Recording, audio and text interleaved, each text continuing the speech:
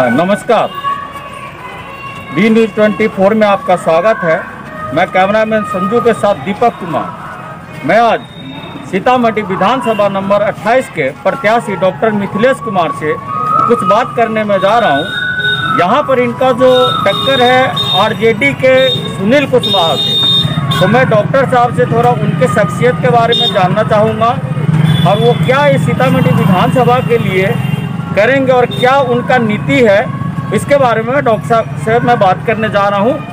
तो डॉक्टर मिथिलेश कुमार जी, आपका B news 24 में स्वागत है सर। धन्यवाद सर, आप ये बताएं कि पहली बात, जो आपको टिकट मिला उसके तरफ से, बी न्यूज़ की तरफ से आपको अग्रिम जो आपका शुभकामना है मेरे तरफ से, बहुत बहुत धन्यवाद इसके लिए। और सर एक चीज़, यहाँ के जो पब्लिक में आपका चेहरा चर्चित नहीं है सर। लोग कहते हैं कि मैं डॉक्टर मिथिलेश कुमार को जानता नहीं हूँ, चेहरे से मैं पहचानता नहीं हूँ। तो सर कुछ आप अपने बारे में बताएं कि कैसे आप इस पार्टी से ज्वाइन किए और आपको जो 4 लोगों के बीच में आप ही को टिकट क्यों मिला। एक तो ये बात है कि जो लोग कहते हैं चेहरा को जानते नहीं हैं, वो सोशल वर्कर नहीं। अभी मैं सीतामढ़ी में भ्रमण किया हूँ, मेरे साथ प्रतिदिन 500 लोगों का नगर भ्रमण का कार्यक्रम चलता है। ये 500 लोग जब जाते हैं हमको परिचय करवाने, तो हर घर में पता चलता है कि मैं 30 साल पहले से परिचित हूँ। तो एक तो इस बात को मैं खारिज करता हूँ कि यहाँ की जनता मुझे नहीं जानती। दूसरा बात यह है कि मैं यहाँ का स्थानीय निवासी हूँ। मैं सड़कों पर राजनीति किया हूँ, मैं अपने हाथ से वॉल लाइटिंग किया हूँ, मैं अपने हाथ से पोस्टर साटा हूँ छात्र जीवन में। मैं विशुद्ध और विशुद्ध 24 कैरेट कार्य करता हूँ। इसलिए मैं आपको ये चुनौती देता हूँ कि सीतामढ़ी जिला के 40 वर्ष के कालखंड के किसी भी दल के कोई पॉलिटिकल वर्कर हो, उनसे आप पूछ लीजिए जो मिथिलेश और मिथिलेश के ईमान से वाकिफ नहीं। सर कुछ आप अपने बारे में बताएं कि आप कैसे इस पार्टी से जुड़े और कब से जुड़े हुए हैं, और थोड़ा इसमें आपका क्या क्या भूमिका रहा इस पार्टी के अंदर में, थोड़ा उसके बारे में आप बताएं, जनता जानना चाहती है। मैं पार्टी में 1996 में जुड़ा। पार्टी में जुड़ने के बाद पंचायत में उपाध्यक्ष बना, और प्रखंड जिसको आप लोग बोलते हैं सरकारी, उसको हम लोग संगठन में मंडल बोलते हैं। उसके बाद मंडल मंत्री का दायित्व मिला। मंडल मंत्री के दायित्व के बाद जिला में युवा मोर्चा का अध्यक्ष बना। जिला में युवा मोर्चा अध्यक्ष बनने के बाद प्रदेश में युवा मोर्चा का क्षेत्रीय प्रभारी बना। प्रदेश में युवा मोर्चा का क्षेत्रीय प्रभारी बनने के बाद प्रदेश में युवा मोर्चा का एक प्रकोष्ठ होता है, सूचना एवं रोजगार प्रकोष्ठ, उसका प्रदेश का संयोजक बना। फिर किसान मोर्चा में प्रदेश मंत्री बना। फिर उसके बाद शहाबुद्दीन के क्षेत्र में, सीवान में, जीरादेई में जाकर 2005 में विपरीत परिस्थितियों में श्रीमती आशा देवी पाठक का परचम लहराया, वहाँ का विधानसभा प्रभारी बना। जीरादेई के बाद फिर यहाँ आया, फिर सीतामढ़ी में परिहारी विधानसभा का प्रभारी बना। फिर परिहारी विधानसभा के प्रभारी के बाद पार्टी ने मुझे जिला प्रभारी का दायित्व दिया। जिला प्रभारी का दायित्व दिया, उसका भी निर्वहन मैंने अव्वल दर्जे में किया। जिला प्रभारी के दायित्व के बाद पार्टी ने लोकसभा प्रभारी वैशाली बनाया। आदरणीय रघुवंश बाबू से टक्कर रामा प्रसाद सिंह का था, जो लोजपा से। पार्टी को ये विश्वास नहीं था कि हम चुनाव जीत पाएंगे। मैं विश्वास दिलाता रहा और जो मार्जिन बताया उस मार्जिन से ही जीते। मतलब कि लगा कि जैसे मैं कैलकुलेशन करके बोल रहा हूँ। फिर उसके बाद पार्टी ने मोदी नगर उपचुनाव में विधानसभा प्रभारी बना के भेजा। फिर उसके बाद पार्टी ने वाल्मीकि नगर लोकसभा का चुनाव प्रभारी बना के भेजा। फिर पार्टी ने 2015 के विधानसभा चुनाव में 71 विधानसभाओं में प्रवासी कार्यकर्ताओं की व्यवस्था की जवाबदेही दी, और उसमें सौभाग्य से ऐसा सुखद क्षण आया कि जितने भी दूसरे प्रांत के कार्यकर्ता थे, सबों ने मुझे 24 कैरेट का सर्टिफिकेट दे दिया।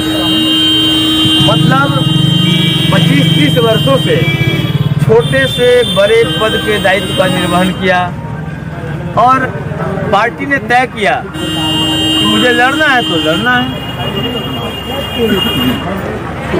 सर धन्यवाद आपका अपने जानकारी देने के लिए।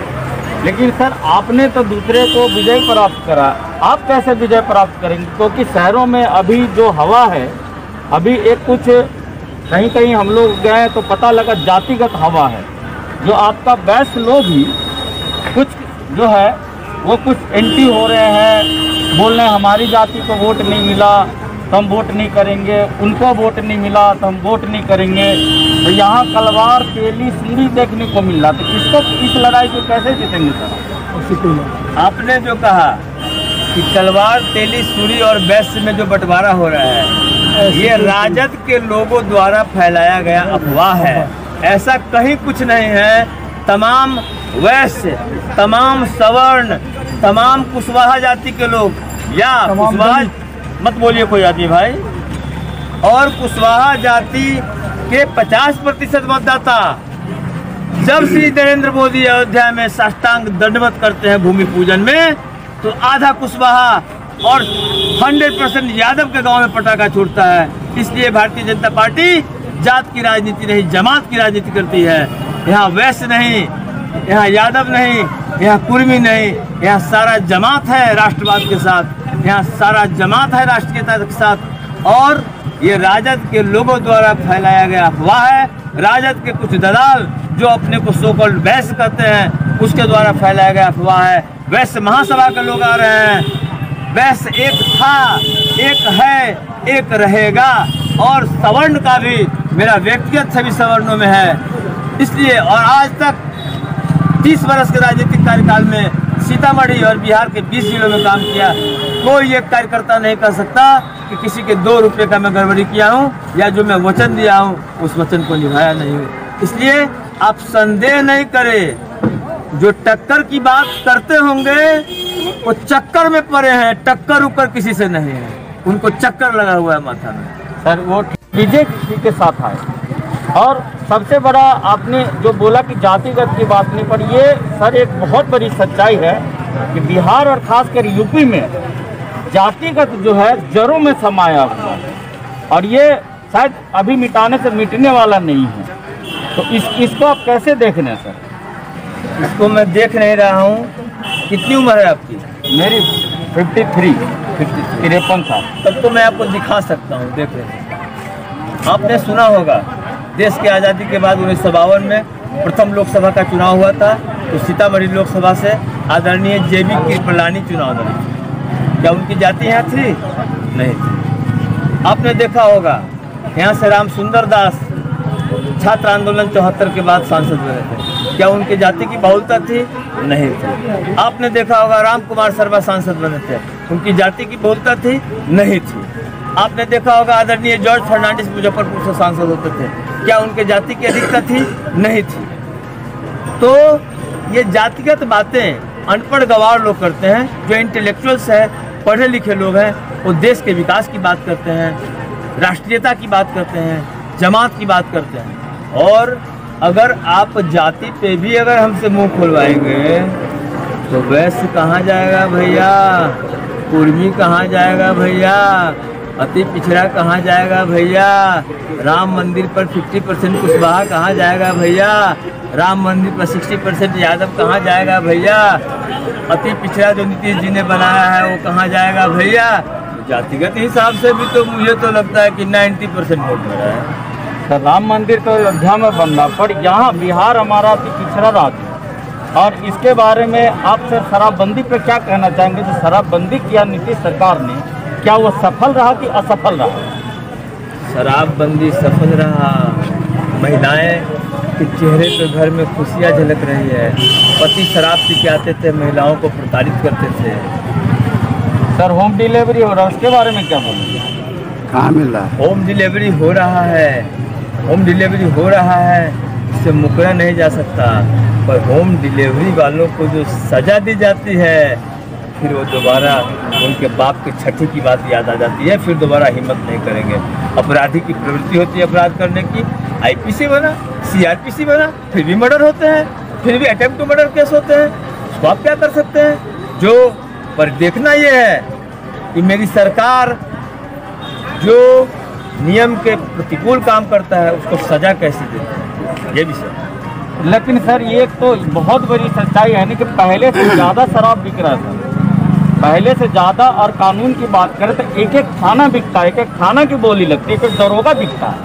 अब कहाँ कानून की बात बोल रहे हैं? यहाँ तो कुछ भी शराबबंदी नहीं है, खूब धड़ल्ले से ट्रक के ट्रक गाड़ी आ रही है।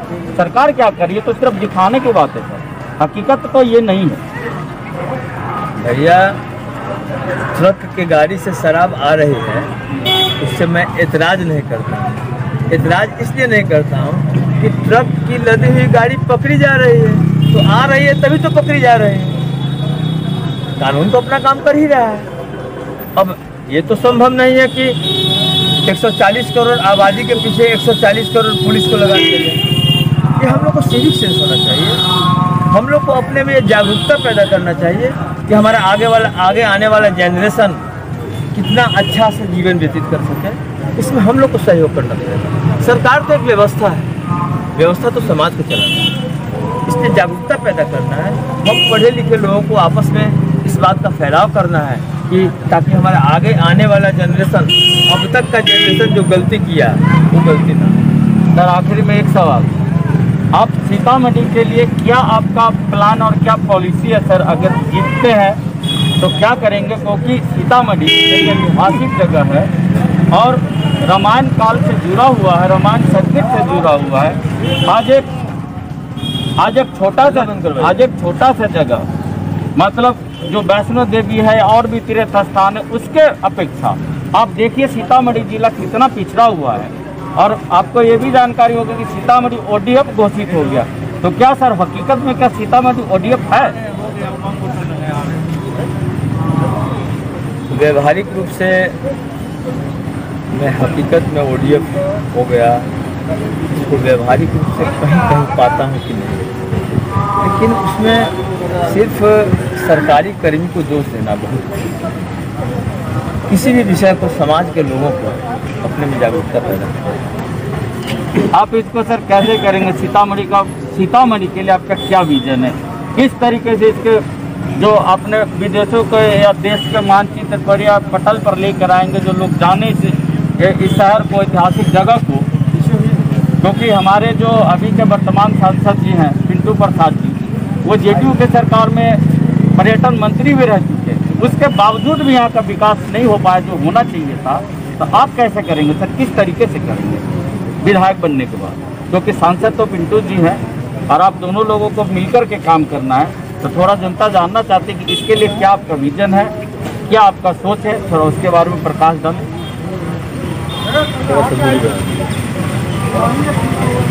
जो सामान्य नेता होते हैं और सिर्फ नेता होते हैं, उनका लिमिटेशन है, विधायक फंड का लिमिटेशन है।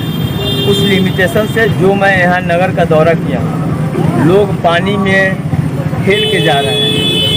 लोग इस कोरोना काल में भी पानी के संक्रमण से नहीं बच पा रहे हैं। लोग अपना मोहल्ला छोड़ के गाँव में जा रहे हैं। ये मैं देखा हूँ। जो सामान्य तौर पे एक विधायक के फंड के बूते की बात हुई, तो मेरी एक ही प्लानिंग है। मैं कार्यकर्ता हूँ, विशुद्ध कार्यकर्ता हूँ। पार्टी ने कार्यकर्ता होने के नाते मुझे चुनाव लड़वाया और कार्यकर्ता आधारित पार्टी है। कार्यकर्ता के भरोसे, कार्यकर्ता के बल पर, कार्यकर्ता के ताकत से रिकॉर्ड तोड़ मत से चुनाव में जीतूंगा। संगठन ने मुझे आश्वासन दिया है कि 1952 से अब तक जितने चुनाव हुए, अगर जो रिकॉर्ड मत अभी तक का हुआ, उस रिकॉर्ड को तोड़ के आओ, मंत्री पद ले लो, जो तुम्हारा ड्रीम है उसको पूरा कर लो। मेरा ड्रीम क्या है ये तो सुन लीजिए। मेरा ड्रीम ये है कि जैसे माँ सीता पूरे दुनिया के नारियों के लिए रोल मॉडल है, जैसे गुजरात पूरे देश में प्रांतों के लिए रोल मॉडल है, वैसे पूरे देश के लिए जगत जननी जानकी की भूमि सीतामढ़ी विधानसभा पूरे देश के लिए रोल मॉडल विधानसभा है। धन्यवाद। और मैं कैसे करूंगा, आपने प्रश्न किया था। एक विधायक का लिमिटेशन है। मैं कार्यकर्ता हूं, मैं भारत के 12 प्रांतों में काम किया हूं। मेरे 10-20 राज्यसभा मित्र हैं, राज्यसभा सांसद है वो मित्र हैं, क्योंकि मैं कार्य करता हूं। और राज्यसभा सांसद को ये अनुमति होती है कि वो अपना कोष देश के किसी हिस्से में लगा सकते हैं। मैं उस बूते पर, बाकी जो केंद्र में सरकार है वहाँ से जो लाऊंगा सो लाऊंगा, उस बूते पर सीतामढ़ी का इतिहास बदलूंगा और सीतामढ़ी के जनता से आग्रह करता हूं कि चुनाव आयोग ने मुझे 1 नंबर पे डाला है, आप मुझे 1 लाख से जिता कर भेज दो ताकि मैं मंत्री पद लेके सीतामढ़ी का सर्वांगीण विकास कर सकूं। मैं कार्यकर्ता हूं, झूठा आश्वासन नहीं दे सकता। कार्यकर्ता का मतलब होता है काम करने वाला, कार्यकर्ता का मतलब होता है समाज का चिंता करने वाला, कार्यकर्ता का मतलब होता है देश का चिंता करने वाला, कार्यकर्ता का मतलब होता है कि समाज को एक सूत्र में पिरोकर चलने वाला, कार्यकर्ता का मतलब होता है सबका साथ सबका विकास। ओके, बहुत बहुत धन्यवाद। ये थे बीजेपी के उम्मीदवार डॉक्टर मिथिलेश कुमार। आपने उनको सुना कि किस तरीके से सीतामढ़ी का विकास करेंगे और कैसे यहाँ का जो मानचित्र, जो देश के मानचित्र पर इस जगह को लेकर आएंगे। तो इसी के साथ मैं आज का जो अपना ये कार्यक्रम यही समाप्त करता हूँ। कैमरामैन संजू गुप्ता के साथ दीपक कुमार, बी न्यूज़ 24 सीतामढ़ी बिहार। अगर आप ये वीडियो YouTube पर देख रहे हैं तो हमारे चैनल को सब्सक्राइब करें और बेल आइकन को दबाना ना भूलें। अगर आप Facebook पर ये वीडियो देख रहे हैं तो हमारे पेज को लाइक करें।